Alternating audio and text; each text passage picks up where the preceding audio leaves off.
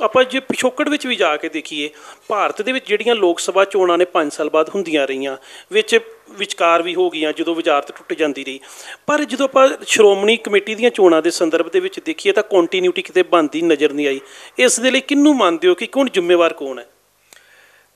ਇਹ ਜਿਹੜਾ ਵੋਟ ਦਾ ਹੱਕ ਸੀਗਾ, ਇਹਦੀ ਸ਼ੁਰੂਆਤ ਆਪਾਂ ਇੱਕ ਤਰ੍ਹਾਂ ਦੀ ਨਨਕਾਣਾ ਸਾਹਿਬ ਦੇ ਮੋਰਚੇ ਤੋਂ ਸਮਝ ਸਕਦੇ ਹਾਂ, ਜਿੱਥੇ ਇੱਕ ਰਾਤ ਪਹਿਲਾਂ ਸਿੰਘਾਂ ਨੇ ਇਕੱਠੇ ਹੋ ਕੇ ਜਾਪ ਕਰਦਿਆਂ ਨਨਕਾਣਾ ਸਾਹਿਬ ਵੱਲ ਕਦਮ ਵਧਾਏ।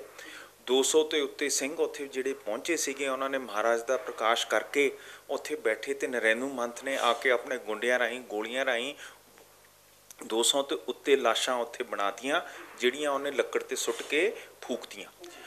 ਇਹਦੇ ਸੰਘਰਸ਼ 'ਚ, ਇਹ ਗੁਰਦੁਆਰਾ ਪ੍ਰਬੰਧਕ ਕਮੇਟੀ ਬਣਾਉਣ ਦੇ ਸੰਘਰਸ਼ 'ਚ ਸਾਡੇ ਹਜ਼ਾਰਾਂ ਸ਼ਹਾਦਤਾਂ ਹੋਈਆਂ, ਜਿਸ ਨੂੰ ਮੋਹਨਦਾਸ ਕਰਮਚੰਦ ਗਾਂਧੀ ਨੇ ਕਿਹਾ ਸੀਗਾ ਕਿ ਆਜ਼ਾਦੀ, ਦੇਸ਼ ਦੀ ਆਜ਼ਾਦੀ ਦੀ ਪਹਿਲੀ ਲੜਾਈ ਹੈ।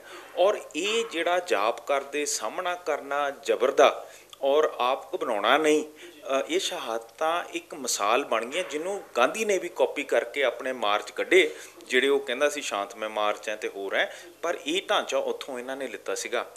ਇਹ ਜਿਹੜੀ ਸਾਨੂੰ ਜਮਹੂਰੀਅਤ ਮਿਲੀ ਹੈ, ਇਹ ਇੱਕ ਬਹੁਤ ਵੱਡੀ ਸਾਨੂੰ ਆਜ਼ਾਦੀ ਅੰਗਰੇਜ਼ਾਂ ਤੋਂ ਖੋਹ ਕੇ ਅਸੀਂ ਲਿੱਤੀ ਹੈਗੀ ਹੈ। 1925 ਤੋਂ ਬਾਅਦ ਇਹਦੀਆਂ 3 ਸਾਲ ਬਾਅਦ ਚੋਣਾਂ ਹੁੰਦੀਆਂ ਸੀਗੀਆਂ, ਇਹਨਾਂ ਨੂੰ ਫਿਰ 5 ਸਾਲ ਦਾ ਬਣਾਇਆ ਹੈਗਾ। ਅਤੇ ਕਿੱਡੇ ਅਫਸੋਸ ਦੀ ਗੱਲ ਹੈ ਕਿ ਜਿਹੜਾ ਦੇਸ਼ ਕਹਿੰਦਾ ਹੈ ਕਿ ਅਸੀਂ ਸਭ ਤੋਂ ਵੱਡੀ ਜਮਹੂਰੀਅਤ ਇਸ ਵਿਸ਼ਵ 'ਚ ਹੈਗੇ ਹਾਂ, ਉਹਨੇ 1947 ਤੋਂ ਬਾਅਦ 52 ਪਾਰਲੀਮੈਂਟ ਦੀਆਂ ਚੋਣਾਂ ਸ਼ੁਰੂ ਹੋਈਆਂ। ਅੱਜ ਸਰ ਸਿਮਰਨਜੀਤ ਸਿੰਘ ਮਾਨ 17ਵੀਂ ਪਾਰਲੀਮੈਂਟ 'ਚ ਹਿੱਸੇਦਾਰ ਬਣੇ ਆ, ਮੈਂਬਰ ਪਾਰਲੀਮੈਂਟ ਬਣੇ ਆ, ਪਰ ਸਾਡਾ ਅੱਜ ਸਿਰਫ 8ਵਾਂ ਹਾਊਸ 8 ਚੋਣਾਂ ਦਾ ਇਹ ਸਾਨੂੰ ਮਿਲ ਰਿਹਾ ਹੈਗਾ। ਭਾਰਤ ਨੂੰ ਇਹ ਗੱਲ ਸਮਝ ਹੈ ਕਿ ਜਮਹੂਰੀਅਤ ਨਾਲ ਜਿਹੜੀ ਤਾਕਤ ਸੰਸਥਾ ਨੂੰ ਮਿਲਦੀ ਹੈ, ਉਹ ਇੱਕ ਕੌਮ, ਦੇਸ਼ ਨੂੰ ਬਣਾਉਂਦੀ ਹੈ, ਜਿਸ ਕਰਕੇ ਇਹਨੇ ਸਾਡੇ ਜੜ੍ਹਾਂ ਦੇ ਵਿੱਚ ਜ਼ਹਿਰ ਸੁੱਟ ਕੇ ਸਾਡੀ ਜਮਹੂਰੀਅਤ ਭੰਗ ਕੀਤੀ ਹੈ। ਸੁਪਰੀਮ ਕੋਰਟ ਦੀ ਇੱਕ ਕੇਸ, ਕੇਸਵਨੰਦ ਭਾਰਤੀ ਦੀ ਰੂਲਿੰਗ ਦੇ ਵਿੱਚ ਉਹਨਾਂ ਨੂੰ ਲਿਖਦੇ ਹੈ, democracy is the basic structure of India, elections are the basic structure of democracy. ਕਹਿਣ ਦਾ ਭਾਵ ਜਮਹੂਰੀਅਤ ਇੱਕ ਸਾਡੀ ਨੀਂਹ ਹੈ ਔਰ ਚੋਣ ਜਮਹੂਰੀਅਤ ਦੀ ਨੀਂਹ ਹੈ। ਸੋ ਨੀਹਾਂ ਦੀਆਂ ਨੀਹਾਂ ਚੋਣਾਂ ਜਾਂ ਮਤਦਾਨ ਹੈ, ਔਰ ਭਾਰਤ ਸਾਡੀਆਂ ਨੀਹਾਂ ਦੀਆਂ ਨੀਹਾਂ ਖੁਰਦ-ਬੁਰਦ ਕਰਕੇ, ਖ਼ਤਮ ਕਰਕੇ ਸਾਡੀ ਜਿਹੜੀ ਏਕਤਾ ਹੈਗੀ ਹੈ, ਸਾਡੀ ਸਾਂਝ ਹੈਗੀ ਹੈ, ਔਰ ਜਿਹੜੀ ਸਾਡੀ ਗੁਰੂ ਘਰ ਦੀ ਚਲਾਉਣ ਦੀ ਸਮਤਾ ਹੈ, ਉਹ ਖ਼ਤਮ ਕਰ ਰਿਹਾ। ਇਹਦੇ ਨਤੀਜੇ ਕੀ ਹੈ? ਅਸੀਂ ਆਪਸ 'ਚ ਭਿੜ ਰਹੇ ਹਾਂ, ਕਿਉਂਕਿ ਅਸੀਂ ਮਤਦਾਨ ਰਾਹੀਂ ਚੁਣ ਕੇ ਇੱਕ ਪਾਸੇ ਨੂੰ ਅੱਗੇ ਨਹੀਂ ਆਉਣ ਦੇ ਰਹੇ।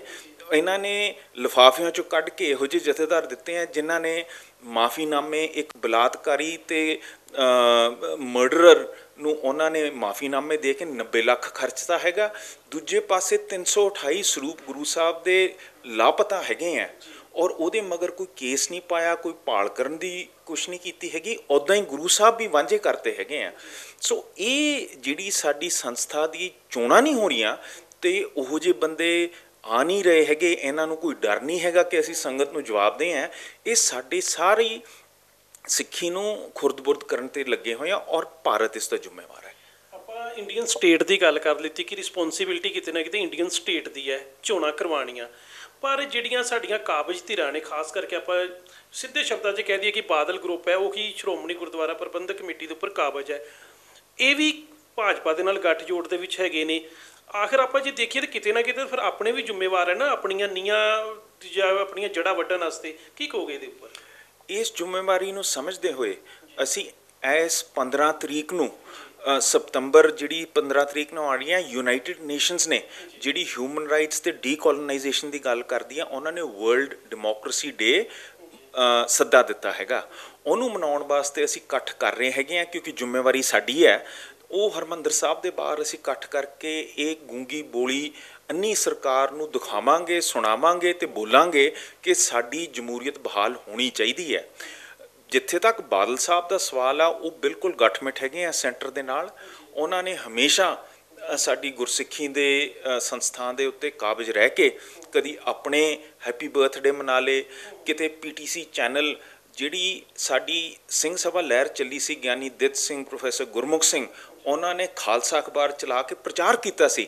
ਅੱਜ ਤੁਸੀਂ ਦੇਖ ਲਓ ਟੀਵੀ ਚੈਨਲ ਚਲਾਓਗੇ, ਤੁਹਾਨੂੰ ਕੋਈ ਈਸਾਈ ਮਿਸ਼ਨਰੀ ਮਿਲ ਜੂਗਾ, ਕੋਈ ਹਿੰਦੂ ਧਰਮ ਦਾ ਗਿਆਨੀ ਧਾਨੀ ਬੋਲਦਾ ਮਿਲ ਜੂਗਾ, ਪਰ SGPC ਕੋਲੇ ਆਪਣਾ ਪ੍ਰਚਾਰ ਲਈ ਚੈਨਲ ਹੀ ਨਹੀਂ ਹੈਗਾ। ਕਿੱਡੇ ਅਫਸੋਸ ਦੀ ਗੱਲ ਹੈ ਕਿ ਜਿਹਦਾ ਮੁੱਖ ਕੰਮ ਹੈਗਾ ਸਿੱਖੀ ਦਾ ਪ੍ਰਚਾਰ ਕਰਨਾ, ਉਹਨੇ ਆਪਣੇ ਸਾਰੇ ਹੱਕ PTC ਚੈਨਲ ਨੂੰ ਦੇ ਕੇ ਉੱਥੇ ਸੌਂਪਤੇ ਹੈਗੇ ਆ। PTC ਚੈਨਲ ਦੇ ਵਿੱਚ ਜਿਹੜੇ ਮੁੱਖ CEO ਹੈ, ਜਿਹੜੇ ਚਲਾਉਂਦੇ ਆ, ਜਿਹੜੇ CA ਹੈ, ਉਹ ਹੈਗੇ ਆ ਸਤਿੰਦਰਪਾਲ ਸਿੰਘ ਕੋਹਲੀ, ਜਿਹੜਾ ਬਾਦਲ ਸਾਹਿਬ ਦੇ ਸੰਭਾਲ ਕਰਦਾ ਕੰਪਨੀਆਂ ਦਾ, ਔਰਬਿਟ ਬੱਸਾਂ ਦਾ। ਉਸ ਨੂੰ CA ਲਾਤਾ ਹੈਗਾ ਉਹਨੂੰ ਆਡੀਟਰ ਲਾਤਾ SGPC ਦਾ।